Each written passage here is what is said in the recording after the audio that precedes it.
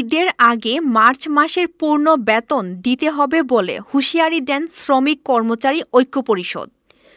Report Shahjalal Bhuiyan উজ্জ্বল। আজ জাতীয় press ক্লাবের সামনে শ্রমিক কর্মচারী ঐক্য পরিষদের ঈদের আগে বেতন ভাতার দাবিতে মানববন্ধন করে।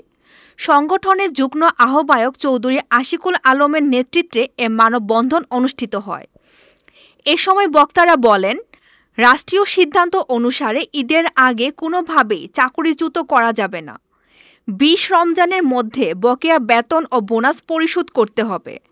শ্রমিকদের মতামত ও স্বার্থকে প্রাধান্য দিয়ে অতিসত্বর শ্রম আইন সংশোধন করতে হবে। আমাদের এই দাবিগুলো না মেনে নিলে আমরা বৃহৎ আন্দোলনে যেতে বাধ্য হব। সরকারের কাছে আমাদের একটাই দাবি, আমাদের ভাতা বোনাস পরিশোধ করুন। আমাদের রাজপথে বৃহৎ আন্দোলনে নামতে বাধ্য করবেন না। বছর শেষে পরিবার পরিজন নিয়ে ঈদুল ফিতর আদায় করার আনন্দ আমাদেরও আছে। আপনারা এসির বাতাস খাবেন আর আমরা রাস্তায় বসে আন্দোলন করব আমাদের ন্যায্য পাওনার জন্য। এটা হতে পারে না। শ্রমিকদের ন্যায্য পাওনা শ্রমিকদেরকে ফিরিয়ে দিন।